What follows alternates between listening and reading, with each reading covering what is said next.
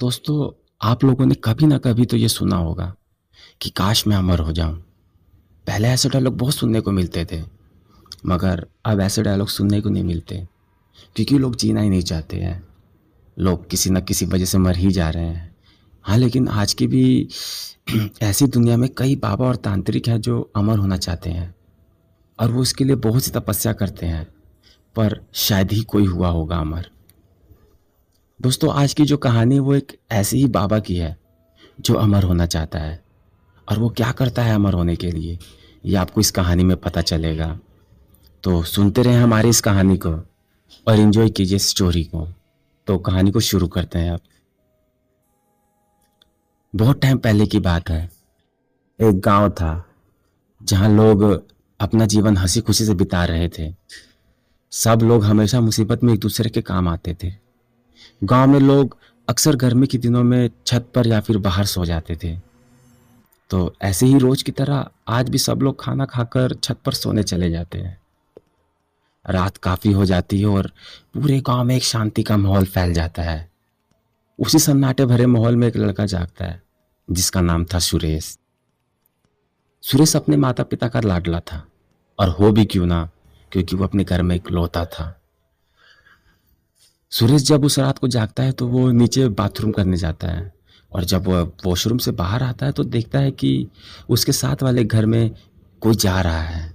सुरेश ऐसा सोचता है कि शायद उसकी तरह बाथरूम करने कोई आया होगा और वापस अपने घर जा रहा है। इतने में सुरेश को याद आता है कि वह अपना फ़ोन तो कमरे में ही भूल गया है। तो सुरेश उसे लेने के लिए वापस जाता है, और जब वो वापस छत पर जाने लगता है तो वो फिर से उसी घर को देखता है।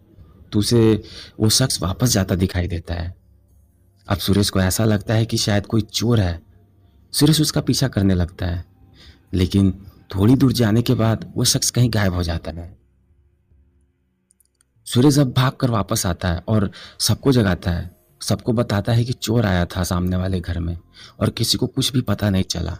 चलो उनको बताते हैं। तो सुरेश के चाचा कहते हैं कि अरे वो लोग तो किसी शादी में गए हुए हैं। हाँ, उनका बेटा होगा, चलो उसको बताते हैं। सब लोग इकट्ठा होकर वहाँ जाते हैं। वहाँ जाने के बाद वो लोग उस लड़के को ढूंढते हैं, पर वो लड़का कहीं नहीं मिलता। फिर सभी कहते हैं कि कमरे के अंदर चलकर देखते हैं कि क्या सच में कोई चोर आया था या फिर वो लड़का ही यहाँ वहाँ हो रहा है। सुरेश अब दरवाज़ा खोलता है, और जो अंदर का दृश्य देखने के बाद सुरेश बहुत ज़्यादा डर जाता है और ज़ोर से चिल्लाता है, और उसी टाइम वहीं पर वो बेहोश भी हो जाता है। सब लोग अंदर आ जाते हैं और देखते हैं कि वो जिस लड़के को ढूंढ रहे थे उसका किसी ने सर काट दिया है, और तो और उसकी उंगलियां भी काट कर कहीं फेंक रखी हैं। सभी लोग बहुत डरे हुए थे। किसी को कुछ भी समझ में नहीं आ रहा था कि क्या हुआ है। सब ये सोच रहे थे कि किसी ने कि किसने इसे मारा है। उसका गला भी काट दिया, उसकी उंगलियां भी काटी, लेकिन सर यहीं पर है। उंगलियां कहीं दिखाई नहीं दे रही थी। सबने उंगलियों को खूब खोजा, पर उंगलियां कहीं नहीं मिली, और ना ही उस कातिल का कोई सुराग मिला। सुबह हुई, सुरेश को सबने होश में लाया। सुरेश की जब आंख खुली तो देखा कि बाहर पुलिस आई है और पूरा गांव उसके घर के आगे जमा हुआ है। सुरेश से पुलिस सुरेश से पुलिस पूछताछ करती है, तो सुरेश बताता है कि वह बाथरूम करने आया था कि तभी उसने किसी को वहां आते और जाते देखा। सुरेश बताता है कि उस शख्स की बड़ी बड़ी दाढ़ी थी, लेकिन दाढ़ी तो उस लड़की की भी बड़ी थी, इसलिए मैं उसे नहीं पहचान पाया। उस रात के हादसे के बाद सुरेश अब रोज बीमार रहने लगा। काफी दिन हो गए थे इस बात को। सुरेश अब ठीक हो जाता है। सुरेश को उस लड़के की बहुत याद आती है, क्योंकि वह उसका दोस्त था।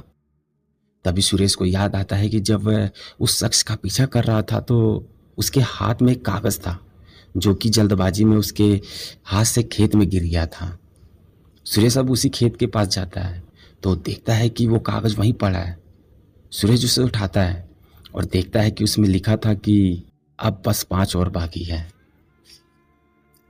सुरेश अब समझ जाता है कि ये कोई जानबूझकर कर रहा है। सुरेश को ये बात सुरेश ये बात सभी को बताता है, पर कोई उसकी बात का भरोसा नहीं करता। सुरेश बहुत निराश हो जाता है और फिर कभी किसी को कुछ भी नहीं बताता है। कुछ दिन बीत जाते हैं इस बात को। कि तभी फिर से वही पुरानी वाली रात वाला हादसा हो जाता है। उस गाँव में एक और मौत हो जाती है और इस बार भी उँगली गायब थी। सुरेश फिर फिर से उसी जगह पर जाता है जहाँ उसे वो कागज़ मिला था।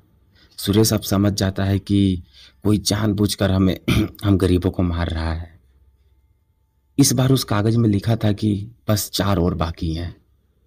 सुरेश अब पूरा चौकन्ना हो गया था। सुरेश आज काफ़ी दिन बाद स्कूल गया था।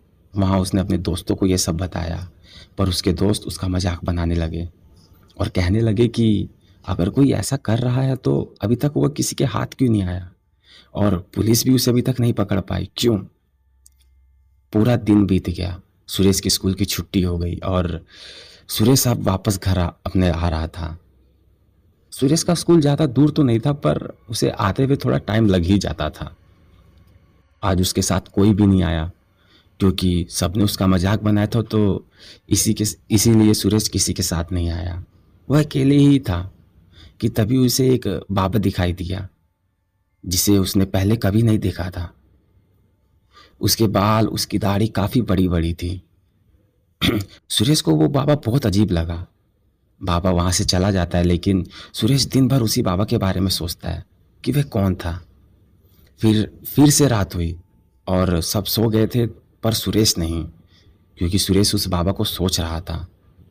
और तभी उसे कुछ गिरने की आवाज़ आई। सुरेश इस बार पूरा चौकन्ना हो गया था और चुपके से नीचे उतर आया और इस और उसी दिशा में जाने लगा जहाँ से आवाज़ आई थी। जब तक सुरेश वहाँ पहुँचता तब तक उस शख्स ने अपना काम भी कर दिया था। सुरेश वहाँ पहुँचता है और चुपके से देखता है कि वही बाबा वहाँ पर है और वह उस आदमी की उंगली काट रहा था और उस उंगली को काट कर अपनी उंगली में जोड़ रहा था। सुरेश बहुत तेज से चिल्लाया और सभी को उठा दिया। धीरे धीरे सभी वहाँ पर आ गए। बाबा बाबा ने वहाँ से भागने की बहुत कोशिश की, पर वो वहाँ से भाग नहीं पाया। पूरे गांव वालों ने उसे घेर रखा था और जमकर उसकी पिटाई की। और फिर पुलिस वहाँ आई और उससे पूछा गया कि क्यों कर रहे हो तुम यहाँ पर ये सब? तो बाबा बताता है कि मैं अमर होने के लिए सब कर रहा था, जिसके लिए उसे पूरे 100 आदमी को मारना था और अब सिर्फ 3 ही बाकी है। थानेदार ने उसे खूब जोर से डंडे से पिटाई की। फिर उसे समझाया कि भाई तू अब जेल में ही अमर हो जाइयो। सुरेश की इस बहादुरी की वजह से बाबा पकड़ा गया और सुरेश को गांव में मुखिया ने इनाम भी दिया और इसी के साथ ये कहानी भी यहीं पर ख़त्म हो जाती है।